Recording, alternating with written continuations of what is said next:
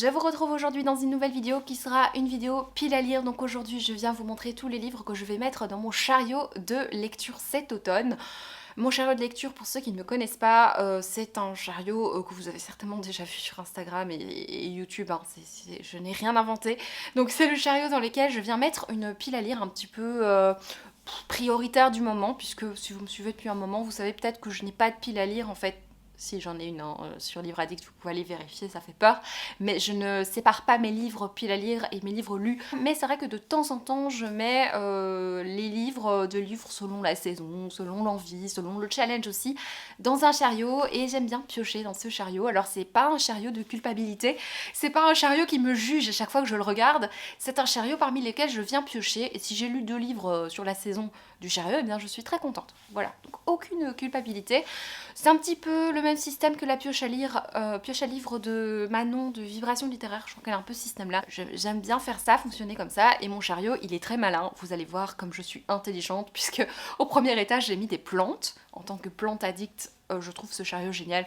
Sauf que, comme je viens de vous le dire, je suis très intelligente. J'ai mis des plantes qui ont besoin de beaucoup d'humidité. Et donc, on a des plantes avec humidité, avec en dessous des livres qui doivent être secs, hein, puisque ce sont des livres. Techniquement, toutes mes lectures de l'année pourraient convenir à l'automne, hein, parce que je lis des trucs un peu effrayants, un peu glauques, voilà, toute l'année.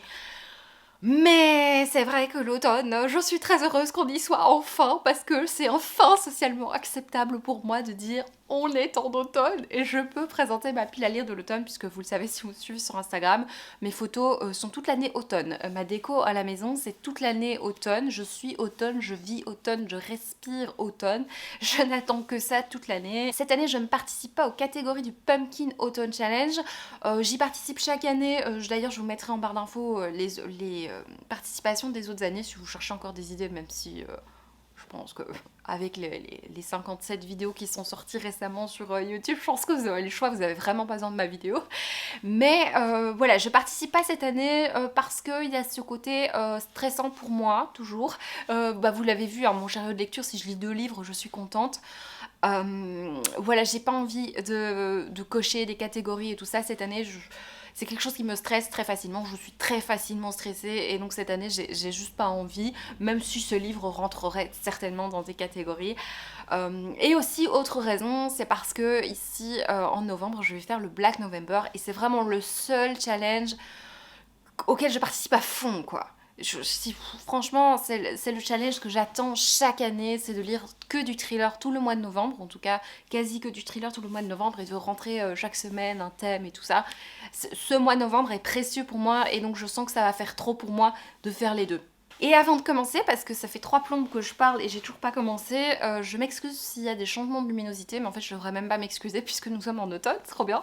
Et du coup, j'ai pas envie de sortir mes éclairages encore, je suis pas encore prête à les sortir. Donc c'est possible qu'il y ait tout d'un coup un éclairage chatoyant orange, et puis tout d'un coup bleu, puis violet, puis pourpre. Et voilà, j'espère que vous avez la référence, sinon ce n'est vraiment pas drôle. Allez, on va commencer. Alors, cet automne, j'ai envie de lire plein de choses comme d'habitude. Je me perds hein, dans tout ce que j'ai envie de lire. J'ai envie de lire Maudite poupée de Amélie Antoine, qui est un petit livre jeunesse qui va nous parler d'une poupée qui est un petit peu creepy.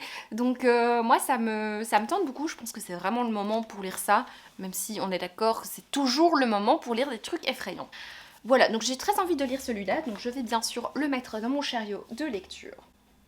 J'ai envie de lire Sans retour de Tom Clearlick, qui est un livre que j'ai reçu des éditions Moonlight. En fait, vous êtes plusieurs à m'avoir conseillé, quand je vous dis à chaque fois j'aime le glauque, j'aime le glauque, j'aime le glauque, bah du coup vous me conseillez des livres glauques. Et vous êtes beaucoup à m'avoir conseillé cet auteur. Et j'avais très envie de craquer jusqu'à ce que en fait la maison d'édition me contacte pour me proposer le livre de Tom Clearlick qui est Sans retour. Je l'ai commencé avec un marque-page tout à fait adapté et je l'ai mis en pause, je ne sais pour quelle raison, si je sais, parce qu'il est lourd. Je voulais pas le transporter parce qu'il est un petit peu lourd. Ici, on est dans un huis clos avec des gens qui vont se retrouver coincés dans un habitat dans les Rocheuses pendant 18 jours. Et on sait qu'il s'est passé des trucs un peu dégueux, mais voilà, on va découvrir. Mon résumé est tout à fait bidon. D'ailleurs, je pense vraiment que je suis la pire booktubeuse pour les résumés de livres que je n'ai pas encore lus. Et j'ai trouvé le meilleur booktuber qui parle de livres qu'il n'a pas encore lus, c'est Floris. Alors il part divinement des livres qu'il a lus, mais les livres qu'il n'a pas encore lus, il a un don incroyable pour faire des résumés qui me donnent envie de lire des livres que je voulais pas lire en lisant le résumé de la maison d'édition. Voilà, donc je viens de faire de la pub pour Floris et je viens de dénigrer toute la vidéo que vous allez voir. Voilà, donc, mais j'ai très envie de lire Le Sans Retour, ça me tente beaucoup, beaucoup. J'ai envie de lire Peter Pan, Les Contes Interdits de Simon Rousseau. Alors ici, il s'agit des éditions Ada. Les éditions canadiennes, il me semble, qui publient ces contes interdits. Moi, j'ai le Peter Pan, il y en a plein d'autres qui sont sortis. C'est Peter Pan version glauque, version dégueulasse. Et ils nous disent, avertissement, ce livre contient certains passages au contenu explicite. J'espère que ce sera le cas. J'ai hâte de voir ce que ça donne, ce Peter Pan version glauque, même si je trouve déjà Peter Pan déjà un petit peu glauque en fait, hein, de base. Voilà, on a des petites dents. Sympathique. Voilà, ça me donne très envie. Il y en a d'autres qui me donnent envie dans cette collection, mais je crois que je vais commencer par un, parce que voilà, on va quand même commencer par un seul livre. Un livre qui est sorti il n'y a pas tellement longtemps, il s'agit de Petites créatures de Mélanie Golding. On va suivre l'histoire de une maman qui vient d'accoucher de jumeaux, et c'est pas facile, je pense qu'elle vit un postpartum vraiment, vraiment difficile. Et dans sa chambre d'hôpital, il y a une dame qui va venir pour lui dire bah, si vous voulez, je vous prends un de vos bébés, quoi. Je vous prends. Je sais pas s'il le propose gentiment ou méchamment, puisque je me fie au résumé qu'a fait Sève de ce livre. J'ai plus lu le résumé, mais il me semble qu'il y a une femme quand même qui va proposer de prendre un de ses bébés, et ça va devenir un petit peu glauque. Il y aura une enquête là-dessus, et ma foi, j'ai hâte. Récemment, je vous avais dit, je lisais beaucoup de livres sur la maternité, des thrillers ou des trucs avec des bébés volés, ou enfin voilà. C'est quelque chose que j'ai du mal à lire en ce moment. En fait, petite confidence intime donc, depuis que je suis tata et que, voilà, vous avez compris que je n'ai plus trop envie de lire des trucs trop glauques avec des bébés. Voilà, parce que j'ai trop mal au cœur. Voilà, donc cette fille a donc un cœur, on en a enfin la preuve. J'ai envie de lire Nécrologie de Paul Klee, ça fait Perpète les Bains que j'ai envie de lire ce livre. J'ai toujours pas découvert cet auteur, j'ai vraiment très envie. Ici, c'est, vous l'aurez compris que j'ai envie, hein, c'est le but de la vidéo. Il est vraiment déglingué, c'est un livre de seconde main que j'ai acheté je sais pas où. Mais ouais, j'ai super envie. Donc ici, on va suivre Théodore Tate, qui est un ancien policier qui a vécu un drame personnel. Et il est devenu détective privé. On sait que dans la police, ils sont occupés d'enquêter sur le boucher de Broadchurch, j'ai Broadchurch en tête parce que j'adore cette série, de Christchurch, le boucher de Christchurch, un serial killer qui a l'air trop sympathique. Et lui, en fait, il doit déterrer, il doit faire une exhumation d'un corps, et en fait, il va découvrir d'autres cadavres.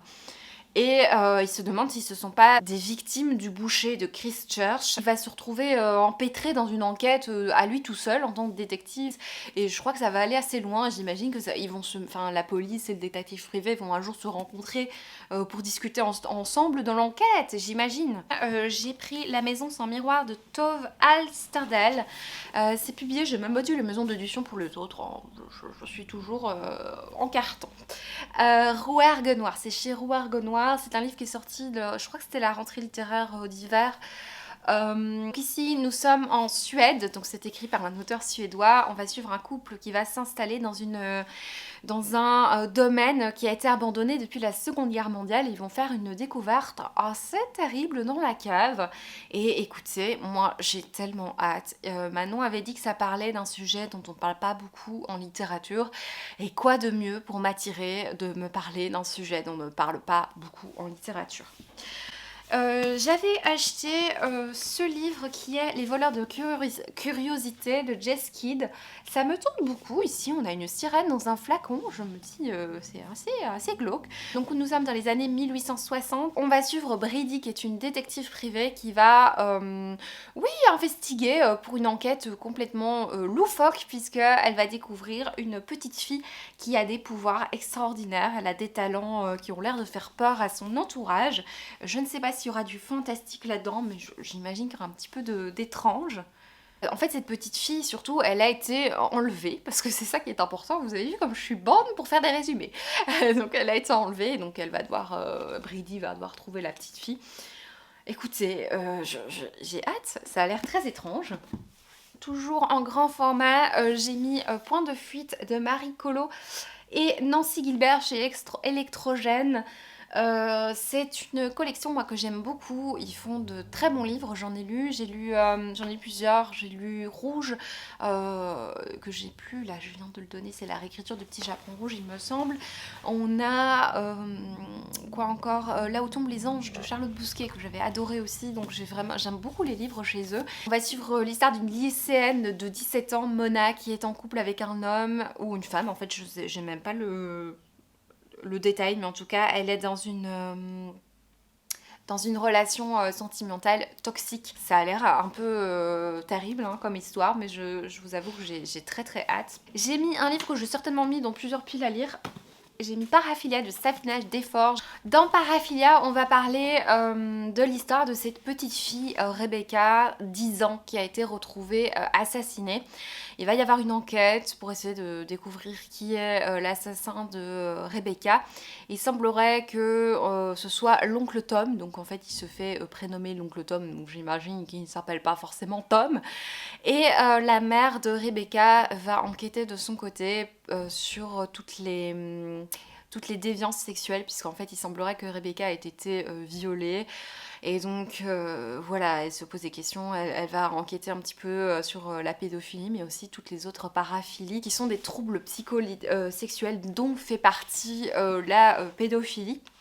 Et donc elle va se poser plein de questions, quelles sont les autres paraphilies. Ça m'intrigue énormément. Voilà, je me suis auto-hypée comme on dit. J'ai mis Cadavre exquis parce qu'on est vraiment... je pense que ça pourrait être le nom de ma chaîne en fait. Hein. Non, pas du tout. C'est de Agustina Basterica. C'est assez connu ce livre. Ça fait un moment qu'il est sorti. Je l'avais commencé. Je pense que je l'avais mis de côté. Oh mon dieu! Ah mais je suis un monstre! J'avais commencé ce livre il y a 2 ans. Ouais, j'étais à la page 25. Oh mon dieu, mais je me sens monstre. Et on m'avait confié des flyers à déposer pour un concert dans lequel auquel ma maman participait, il me semble. Et je n'avais pas été déposer les flyers, puisqu'ils sont là-dedans. Je suis nulle. Oh mon dieu, c'est octobre 2019, je me sens tellement honteuse. Oh là là, ça va pas. Bon bah j'avais commencé, j'aurais un marque-page. Hein. Donc en fait on découvre l'histoire d'un virus qui a décimé la plupart des animaux de la surface de la Terre. Et donc qui dit plus d'animaux dit bien sûr pour les gens qui mangent de la viande, plus de viande. Voilà. Et donc ils vont décider, parce que franchement on peut pas se passer de viande, c'est indispensable, n'est-ce pas? Et donc les gens vont décider, donc la société va décider de choisir des gens qui seront éduqués pour être mangés. C'est tout à fait, ça donne envie de manger son petit goûter là, hein. En fait, plus exactement, ce sont des gens qui vont être créés grâce à un génome humain, toutes ces histoires biologiques que je comprends pas, et ils vont donc créer une sorte de race entre guillemets, qui va être faite pour être mangée. C'est dégueulasse. C'est dégueulasse. Voilà, mais ça me donne très envie. Il paraît par contre que c'est écrit de manière assez chirurgicale et que le regard du héros est un regard très froid et qu'on ne s'attache pas forcément à lui. Et j'aime bien cette couverture, je la trouve extrêmement poétique. Je trouve ça très beau et en fait je me montre toujours là, mais en fait c'est là. C'est beau, je trouve ça super beau. Ensuite, on va rester dans de la glauquitude. Non, pas du tout, parce que j'ai envie de lire enfin Hôtel Heartwood, une maison pour Mona, qui est un livre que j'ai reçu des éditions Casterman. Alors, tenez-vous bien, pour voir à quel point je suis raclure de chez raclure. Sève, franchement, j'ai gagné, hein, entre nous. Je l'ai reçu en 2018, voilà. Et donc, de la part des éditions Casterman, j'ai reçu toute la saga. Et à chaque fois, je me dis, oh, je vais le commencer et tout. Et je me dis, mais non, commence-le en automne, puisqu'il commence en automne. Et donc, chaque automne, je le mets dans ma pile à lire de l'automne. Et donc, cette année, sera-t-elle la bonne? Je ne sais pas. Et donc, oui, de quoi ça parle? C'est un peu un Downton Abbey dans les arbres avec les animaux de la forêt. Donc, vous voyez, il y a quand même un lien entre les deux. Sauf que, ceux-là, on va pas les manger, c'est eux les protagonistes. Je pense que ça va être un petit peu plus mignon. Ensuite, on passe à toute autre chose. Est-ce que ça filme? Oui. On passe à toute autre chose puisque j'ai envie de lire un livre qui est encore sous blister. C'est La cour des ténèbres de, oh mon dieu, de Victor Dixon, c'est Vampiria. Alors, c'est un livre qui me tente pas mal, même si, j'ai lu moi la bande dessinée, enfin j'ai lu Phobos, le tome 1, il y a X années, que j'avais relativement bien aimé, même si j'avais trouvé ça très cliché, et donc j'ai un petit peu peur que ça fasse pareil avec celui-là, que ça fasse aussi très cliché, mais on va quand même tenter, parce que je l'ai quand même acheté. On est dans la cour, je pense, de Louis XIV, Louis XVI, il n'y a pas de résumé, et il y a des vampires, bah oui, sinon ça ne s'appellerait pas Vampiria. Un livre qui est dans ma pile à lire depuis... Voilà, ça se compte en nombre d'années. C'est Margot Lisos qui en avait parlé, c'est peut-être en 2015, en 2016, je ne sais plus, mais il y a vraiment longtemps. Je l'avais acheté vraiment suite à son conseil. Et en fait, il s'agit du Cœur des Louves de Stéphane Servan. Entre-temps, moi j'ai lu Sirius de Stéphane Servan qui a été une très très belle lecture. C'est chez Rouergue Doado qui sont souvent des très très bons livres. Donc on va suivre Célia qui arrive dans le village familial pendant l'été et elle se retrouve donc dans la vieille maison de familiale et elle attend sa mère et en fait son arrivée va ouvrir des blessures du passé et on est avec un changement de couleur tellement gracieux. Ah, le soleil revient, je t'aimais bien. T'as mis 3 mois à arriver.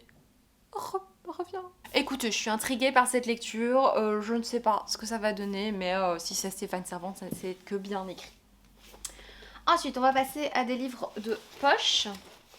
J'ai quand même beaucoup de livres. Hein. J'avais dit 30, je crois. Enfin, j'avais rien dit en fait, mais j'avais précisé 30 livres. Un livre que j'ai acheté récemment, il s'agit de Précoce Automne, et je trouve que ça convient parfaitement, puisque en fait nous sommes en automne depuis mi-mai, hein, il n'y a pas eu d'été, vraiment, en été, en Belgique en tout cas, je me souviens pas d'avoir vu le soleil plus de 5-6 fois. Voilà, donc ici Précoce Automne de Louis Bromfield, je l'ai acheté juste pour son titre. Non, je vous rassure quand même, j'ai lu le résumé. On va suivre l'histoire d'Olivia qui va se marier très jeune à un héritier d'une dynastie hyper connue de Nouvelle-Angleterre. Et en fait, elle va découvrir des choses. Visiblement, il a pas l'air top, le mec. C'est une maison d'édition que j'aime beaucoup. J'essaie d'en acheter un petit peu plus parce que je trouve que le travail éditorial est vraiment très bien fait chez Libretto. J'ai mis Retour à Whitechapel de Michel Moiti. J'ai jamais lu cet auteur, ce sera une découverte. On est à Londres en 1941. On va suivre Amelia Pritlow qui rejoint un groupe d'enquêteurs, des enquêteurs amateurs. On ne sait pas ce que ça va donner. Et dans ce groupe d'enquêteurs, en fait, ils vont réunir toutes sortes d'informations sur Jack l'Éventreur. Donc comment vous dire que ça me donne super envie. En fait, Amelia, ce n'est pas n'importe qui, c'est la fille de Mary Jane Kelly, donc une dernière victime de Jack l'Éventreur. J'ai pris Je suis ton ombre de Morgane Cossarieux. Nous sommes dans le sud-ouest de la France, on va suivre un jeune garçon qui se fait embêter par ses copains, donc super harcèlement scolaire, j'espère que j'aurai le cœur bien accroché. Et en fait, il va un jour découvrir dans une maison abandonnée un carnet. Il va commencer à lire ce carnet et il va se rendre compte que c'est un petit peu étrange puisqu'ils disent sur ce carnet, c'est très important, si tu lis ces lignes, prie pour que je ne sois pas déjà mort, sinon c'est toi qui mourras. Ça, je trouve que ça donne envie. Ça, il faudrait mettre juste cette phrase-là et ça donne super envie. Voilà.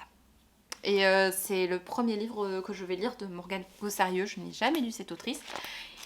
J'espère que ça me plaira. Et c'est publié chez Helios, qui est ici la collection poche. C'est chez Nemos. Et je ne savais pas que c'était des Harmonia Mundi. Ah d'accord.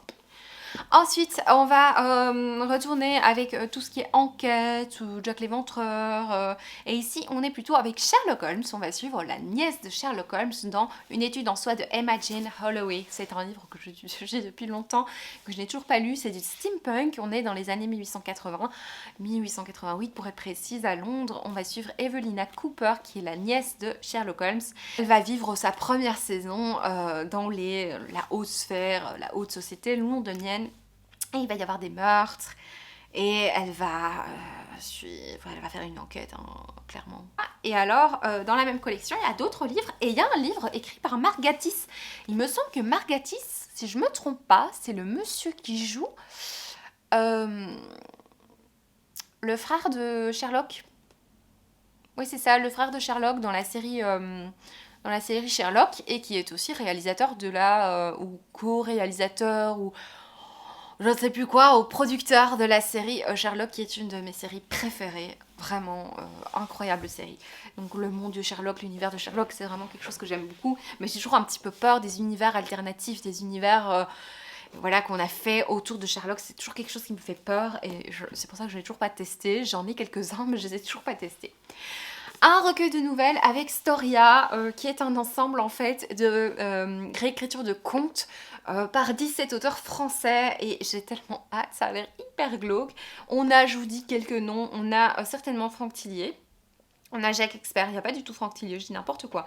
On a Momalo, on a Jérôme Loubry, Vincent Howie, Nicolas Beuglet, Nicolas Duplessis, Johanna Gustafsson, enfin voilà, il y a pas mal d'auteurs français assez connus qui vont écrire donc des réécritures de contes. Ah, ça a l'air trop bien. Voilà.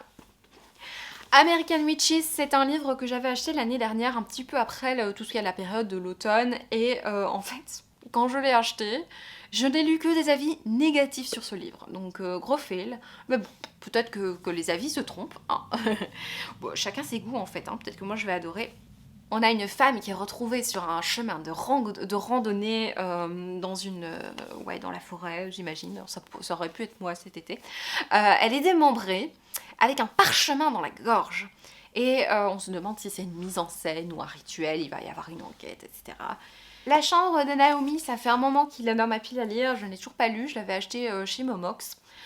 On est sur du fantastique, c'est de Jonathan Aycliffe. Je n'ai plus lu le résumé, donc à nouveau ma vidéo est hyper utile puisque je ne sais plus de quoi ça parle. Donc j'imagine qu'on va rentrer dans la chambre de Naomi. Je ne sais pas, mais en tout cas il y a du fantastique, ça me tente pas mal. Et à chaque fois je dis que je vais le lire en automne, et chaque automne je me dis ah non, je ne l'ai pas lu. L'arbre d'Halloween de Ray Bradbury. Alors j'ai pas encore lu ces auteurs, ça fait un moment que j'ai envie de le lire.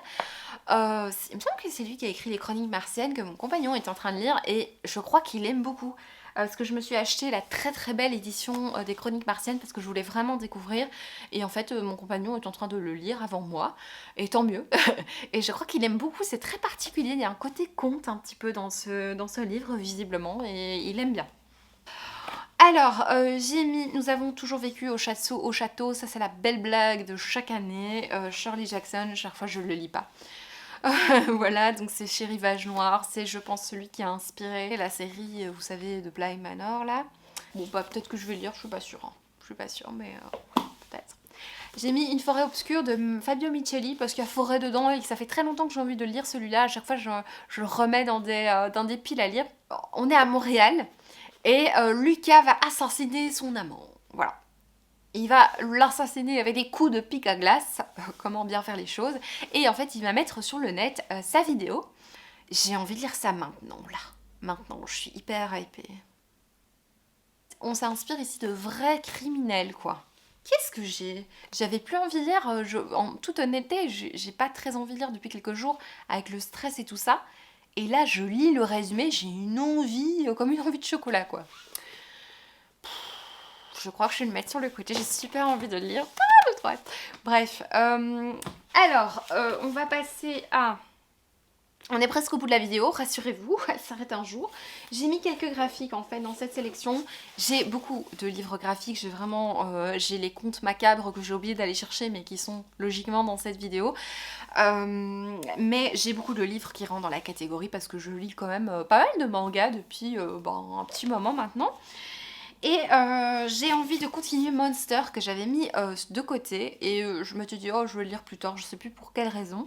Alors j'ai retrouvé encore un marque-page, donc j'avais craqué sur des marque-pages et je l'ai... Ben voilà, je vais vite le sortir, je vais vite le sauver. Ici on va suivre en fait un docteur qui a sauvé un homme. Je sais plus dans quelles circonstances, il a sauvé quelqu'un. Et en fait, il s'avère que ce quelqu'un est un psychopathe. Et donc, le médecin est un petit peu... il se sent mal, il se sent hyper coupable. Ce psychopathe tue des couples en Allemagne, je sais pas trop pourquoi. Et donc, le docteur va mener son enquête et essaie de retrouver le tueur en série. Voilà. Et il essaie de comprendre, enfin voilà, on va essayer de comprendre ce qui se passe et ça a l'air trop bien. Ensuite, toujours avec les graphiques, j'ai envie de lire le tome 2 de Parasite, puisque j'avais découvert le tome 1 cet été. Et j'ai eu un presque coup de cœur en fait pour ce tome 1 que j'ai vraiment adoré. Dans Parasite, on va suivre l'histoire de parasites hein, qui viennent prendre possession du corps humain. Donc on voit en fait les premières planches du premier tome. Ce sont des sortes de parasites qui vont rentrer dans les narines et les oreilles de gens et qui vont prendre possession de ces personnes. Et ces personnes sont donc possédées, vont commencer à avoir des comportements très étranges et vont surtout commencer à bouffer les humains, à les tuer. La morphologie des gens possédés devient assez particulière puisqu'ils peuvent, comment dire, regardez un petit peu, hein, ça donne super envie. Bon appétit, si vous aviez encore faim, voilà, c'est fini. Et c'est très particulier, c'est très violent, et on va suivre l'histoire d'un jeune garçon qui, lui, au début du livre, en fait, on voit que le parasite va rentrer dans son corps, donc va prendre possession de lui, sauf qu'il se réveille. Le jeune garçon se réveille, il est endormi, il se réveille, et il voit qu'il se passe un truc bizarre, et en fait, le parasite n'arrive à prendre possession que de son bras, et de sa main. Et donc, notre héros se retrouve avec une main possédée par une espèce de truc bizarre, et cette main commence à faire des choses bizarres, et donc entre eux va s'installer une sorte de relation amicale, cordiale, puisque le parasite a besoin du corps de notre héros pour survivre, et notre héros il a besoin de son bras. Voilà, le parasite va essayer de comprendre comment fonctionnent les humains, et lui il est au courant en fait que tous ces meurtres qui sont perpétrés un petit peu partout dans le monde sont dus à ce parasite, donc il est un petit peu, il se demande quoi faire quoi. Lui il sait des choses mais il peut rien dire évidemment, il n'a pas envie qu'on lui coupe le bras même s'il a été tenté. Et franchement, le premier tome était vraiment génial. Il s'agit d'une réédition ici chez Glénat. Franchement, j'ai adoré ce premier tome. Mon compagnon a déjà lu le deuxième. Je sais qu'il a beaucoup aimé aussi. Du coup, je lui ai vite prêté le 2 dès que je l'ai acheté. Et j'ai hâte de le lire à mon tour. J'ai envie de lire, comme chaque année, j'ai envie de lire Pumpkinhead de Rainbow Rowell. Cette année, j'ai envie de lire des livres en anglais. Je dis ça chaque année. Vraiment, chaque année. Alors, je suis la plus grosse fainéante qui existe au monde pour tout, hein, mais surtout pour lire en anglais. Je sais lire en anglais, alors peut-être pas des trucs trop compliqués parce que mon niveau n'est pas non plus incroyable, mais quand même, ça fait longtemps que j'ai plus lu en anglais. Je crois que la dernière fois que j'ai lu un livre en anglais, c'était The Curse de Marie Rutkowski, quand il n'était pas encore sorti en français, et c'était il y a 3 ans. J'ai fait une vidéo là-dessus, rien que sur ce livre. Et franchement, c'est honteux quoi. Je sais, j'ai une vingtaine de livres dans ma pile à lire qui sont en anglais que je ne lis pas. Parce que je suis un petit peu fainéante, un petit peu beaucoup. Hein. Et je me dis, si c'est en graphique, peut-être que j'aurais plus envie, ce sera plus facile. Voilà, donc j'ai ce graphique-là qui correspond quand même à Pumpkinhead. Il y a Pumpkin dans le titre, franchement, on peut plus automnal. Et sinon, j'ai un autre livre que j'avais reçu dans la All Crate, parce que j'étais abonnée tout un moment à la All Crate. Il s'agit de Witchy de Ariel Slimt, Ariel Slit Ims, hein, ou je sais pas quoi. Je vais essayer de mettre les livres en barre d'infos, je vais essayer, je croise les doigts pour y arriver, pour ne pas oublier. En fait, dans cet univers, plus les cheveux sont longs, plus les pouvoirs sont grands. Donc c'est un petit peu Samson et Dalila, version witchy. Et en fait, ceux qui ont des cheveux beaucoup trop longs sont des ennemis du pouvoir, hein, du royaume. Et ils sont chassés, donc on doit les chasser, et ça a l'air trop bien, ça a l'air beaucoup trop bien, cette histoire de cheveux là. Bon, je suis pas hyper fan des dessins quand même, je dois le dire. Et c'est aussi de la VO que j'avais reçu dans la All Crate. J'ai reçu des pépites moi dans la All Crate, j'ai reçu quand même Sorcery of Thorns, qui entre temps est sorti en français et que j'ai lu en français. Voilà. Et un autre que je mets dans la pile à lire, mais ça peut être n'importe lequel d'autre. Donc c'est celui-là qui me donne très envie. J'ai pas envie de lire le résumé de ce livre. J'ai envie d'être complètement vierge de tout résumé. Donc on va laisser ça comme ça et ce sera surprise. Et il est tellement beau. On est bien d'accord qu'il est tellement beau. Et pour terminer, parce qu'il faut un jour que s'achève cette pile à lire, je vais vous dire des auteurs que j'ai envie de lire parce que c'est vrai que chaque fois que je fais des piles à lire, je mets des livres, oh j'ai envie de lire un King, j'ai envie de lire un... je sais pas moi, j'ai envie de lire un Laura Kazishke, et à chaque fois je me retrouve devant le titre qu'il y a dans mon chariot et je me dis mais c'est pas celui-là que j'ai envie de lire. Et je me retrouve bloquée avec la vidéo dans laquelle j'ai dit ouais mais je veux lire celui-là, et je me dis oui mais vous allez me juger si je lis pas celui qui était... La vie s'invente un monde. Et du coup, je vais vous dire les auteurs que j'ai envie de lire. Donc j'en mettrai un dans le chariot, mais si j'ai pas envie de lire celui-là, j'en lirai un autre.